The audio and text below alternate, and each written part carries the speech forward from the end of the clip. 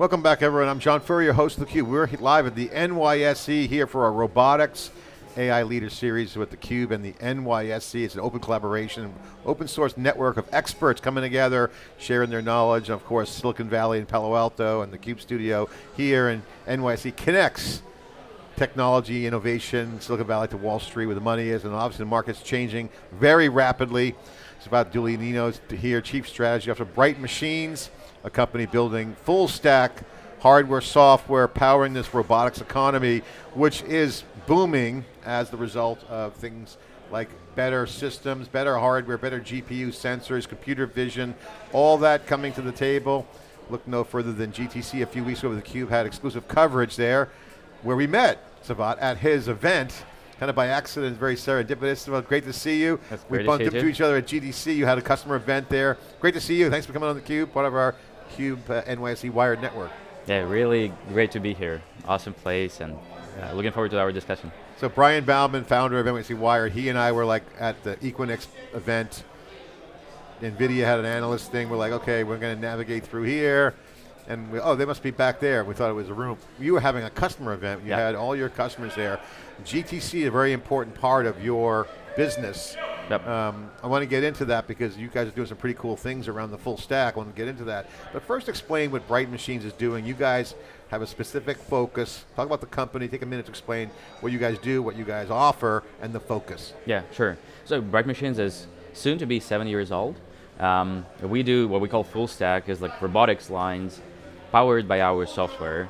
And we also separate out like the data piece, because like our platform that we call Brightware, it runs automation, collects all the data, and is powered by what we call smart skills. So there's like this AI element behind it that makes it in a way autonomous, so like flexible assembly for different types from the same product family.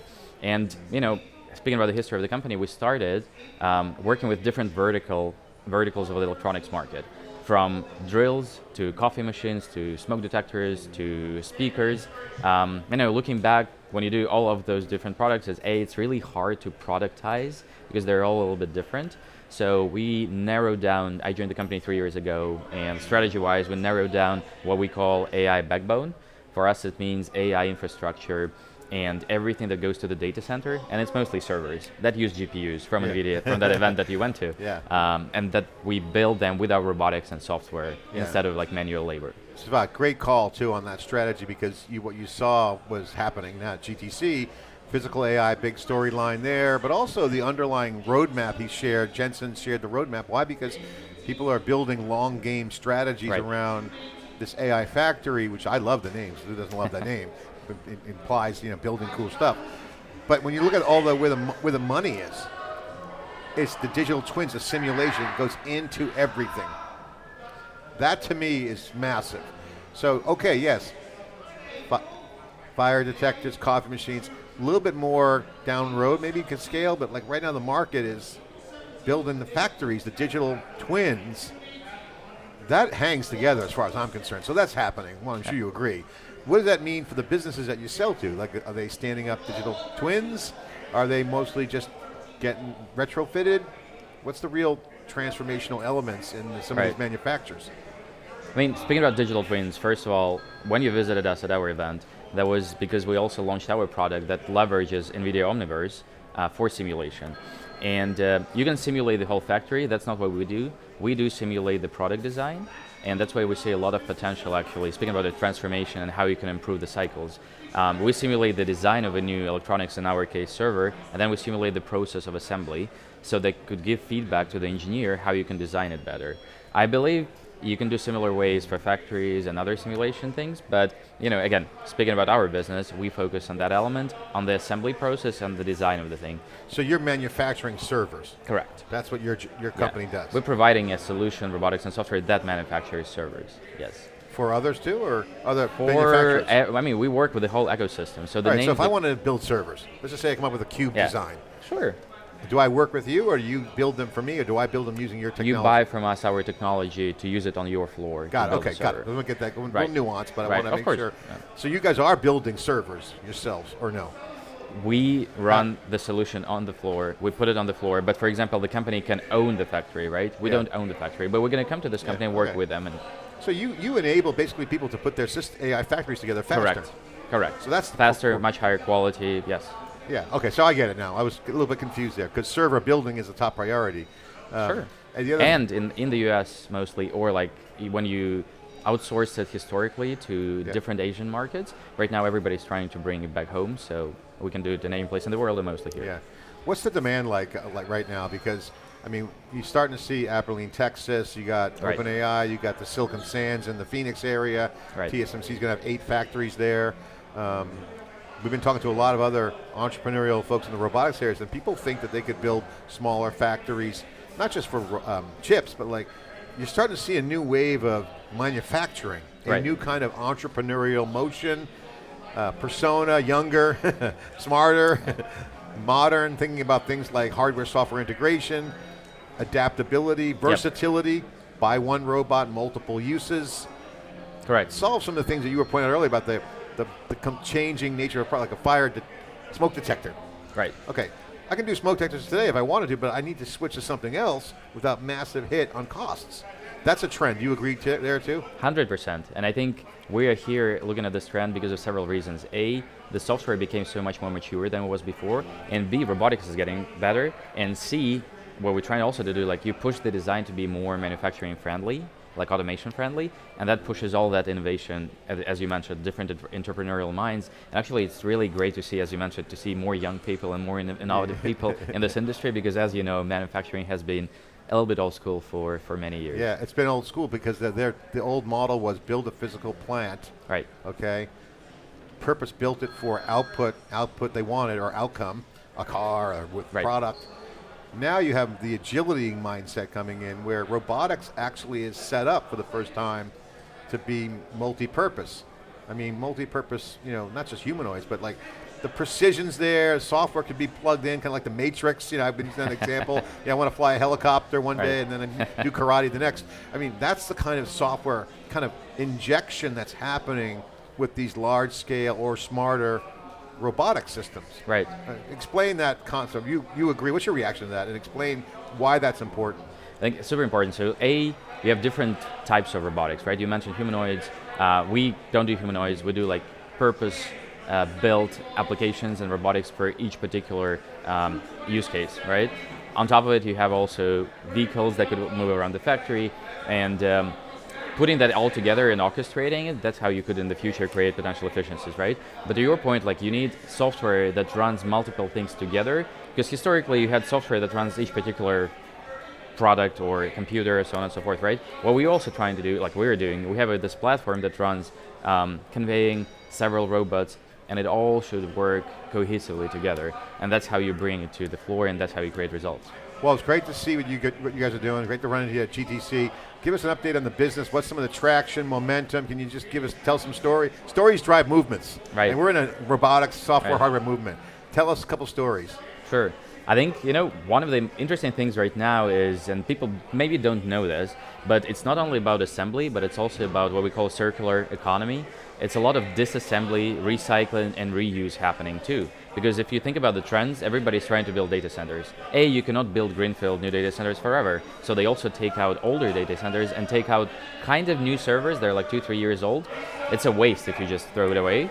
But they want to disassemble it, reuse, recycle, resell. So that's a big market movement that we also see, and a lot of companies are coming to us in the last, I think, half a year, and ask us to build solutions for them to disassemble, like for example, sort, label, test different elements that they take out. That's an interesting angle to the market. And also, I think the most recent announcement of our Bright Designer, we call it Design for Automated Assembly, leveraging digital twins and Omniverse.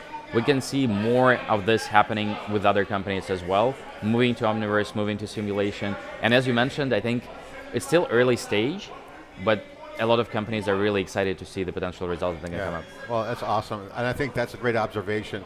I just love the fact that we're here at the NYSE. The folks can't see on camera, but behind us is the option trading floor. Market's been big swings today, and it's very loud in there. Active trading floor. The top story here is with the market fluctuations, the puts and the calls are all underwater. So what's happening is that it's a feeding frenzy here in New York City. Again, showing the volatility of the market. We are in a revolution. Okay, we are in a significant changeover, and I think the market is just outside the political issues. There are still geopolitical supply chain issues going on. We have a culture shift. I think, I've been saying this for years on theCUBE, I mean, everyone knows my position. It's a cultural, generational takeover revolution. The new generation will take over business. All business, and AI is going to accelerate that. Blockchain, robotics, these new forcing functions are a legitimate value that cannot be ignored. Enough value to lever out the existing people who don't adapt. Yeah. This is a huge dynamic. Share your thoughts on this, because I'm trying to get some consensus. Like, am I weird in thinking this way? Like, it's almost like a complete revolution. I completely agree. I think what's happening right now with AI and the speed of, I call it revolution, it could be evolution, whatever you choose. I like revolution better. Great, sure. Evolution for sure, but not this fast. Right, it's going to be super fast, and I think it's bigger than most of the things we saw before. I really believe that those companies or people that are smart enough to adapt and actually use those instruments like AI, robotics, flexibility that you mentioned, for different industries, they're going to win a lot. And as you mentioned, otherwise, those who don't do, they're going to lose, right? So I was talking with Chris Stevens yesterday, the field CTO at Grok. He's new to the company, but he's been around. We talked about our journey. He also teaches at Carnegie Mellon, pedigree school, obviously, great school. Almost it's like Northeastern. I went to Northeastern, so of course I can say that. They have a good computer science program. But Chris Stevens at Grok was talking about, and we were riffing on the moment we're in now. And if you think of AI and robotics and blockchain, some of these advances that are generational shifts, it's like electricity, but we're in the 1800s. It's early days. It's early days. So the benefits of what's coming is still not yet realized. And that's why I think this generational shift, it's a multi-decade changeover. 100%. And I think evolution for sure, but evolutions don't happen this fast. So the question is, who takes over? What big brands come in next? So in all these market transitions, winners emerge. Yes. Some people drop to the side. People kind of will adapt. Never fight fashion, as we say. Yeah, as it happened before, right? So I think it's going to be similar, but also to your point, it's going to be decades process, and also you can also see that because not every company just jumps right into it and invests like tons of capex into, I don't know, like a data center or like new AI tools. Some companies move step by step because they're trying to mitigate their risks. And again, I don't know what's the right strategy. We'll see in 5 years. But I think that will determine who's going to win and who's going to come to the side, right? So 2 years ago, Dave Vellante and I started doing kind of a research kind of view around what we called, in quotes, clustered systems. Not like the classic SMP-based system, but like the old definition, but like clustered servers. Because what was happening with NVIDIA, we saw that clearly last year at GTC, was the AI factory upgrade. We saw that. We saw what was going up prior to that with Broadcom, other chip manufacturers. Pretty obvious, a new system architecture around a data center. And the data center kind of gives people the comfort that the old way still exists, but it's just electricity and power and cooling. It's a room where servers used to live. Now it's server that's a collection of other servers and components, subsystems. So it's a whole nother system level, like a mainframe. I say mainframe because mainframes are big iron systems. So NVIDIA's factory is essentially a large mainframe, as far as I'm concerned. I mean, in the sense of big iron capabilities, not definitionally, but it takes up a lot of space. You got to engineer the interconnects. You got to engineer the fabrics. Storage changes its role. So as you guys look at some of these build outs, a lot of high-end enterprises are starting to adopt and starting to think about what does my footprint look like in my data center. Not just a rack and stack of hubs and switches and servers. It's like, how do they all work together as one thing? Right. So I imagine that as you guys design all this, there's no one server is going to look the same. Maybe they look kind of the same or not. Tell me what you think. So in a really interesting angle, because we don't design, we help design, like other companies design servers, but to your point, what we saw in the last several years, the design change or like the amount of new servers per, say, month or year has increased dramatically. So you can see companies having more than 15, 20 different servers per year, which if you look 3-4 years back, it was like 1 or 2, right? You didn't need that flexibility before that, but now no other server looks the same, as you said. Like, of course, you're going to have like packs with them, but then you have like 20 different variabilities, which is really interesting because that you need to meet the demand. You have different needs, and that's why you change the design, right? And then you have different components and different supply chain. And that's why you guys are optimizing on the product, because that system is what needs to be kind of spec'd out. I mean, it's almost like build to order systems. You know, I mean, I'm oversimplifying. Yeah. I mean, I'm simplifying. It's not that easy, but scope the complexity. I mean, what you guys do. I mean, what's the alternative? The alternative, historically, is just human labor. And you just outsource it to China mostly, and you have the same floor that we see here, and tons of people just step-by-step building things with their hands. There's like several problems with that. First, the precision at which we operate is around 75 microns, which is really precise, and you need to be precise when you put electronics components together because it's going to be longer life, higher quality, it's going to work better, right? People are not that consistent and not that precise. That's one, right? Two, it's really hard for standard automation to process multiple different products on the same line. I'm speaking about the same product family. So for example, if we build a line and we build servers, we can build like 15 different SKUs of those servers on this line. People can do that. Robotics, in most cases, like automation historically, could not do that. And the secret sauce here is just software. That's how you add this flexibility. And I think the other thing is, when you try to build a new product, you're going to fly your engineers around the world. You're going to fly them to China, to those factories. You're going to train people, spend weeks. The way we can introduce new products to the factory floor on our line is basically within 4 hours. We call it NPI process, new product introduction. We create a 3D model, create what we call a recipe flow assembly, and then you push it through the cloud and you can start assembling. Sounds easy, really hard. But I'm sure once you get that going, then it's smoother. So the investment on the front end, super valuable. Right. All right, what's next for you guys? What's on your agenda as a company? What are you guys looking to do? How's the funding look? How's the customer traction? Give a couple highlights. So last year, we closed our Series C round, $126 million, led by BlackRock, NVIDIA that you mentioned, Microsoft, they were strategic investors, Jabil was the other strategic investor. So we feel pretty good about the financial part of business for the next year and a half or so. It's more about focusing on making our customers happy because they have a lot of needs right now. As I mentioned, there's a lot of needs for assembling servers, but also for disassembling servers. So we can see the companies we work with, big names, we can see both angles, and they ask for both solutions right now.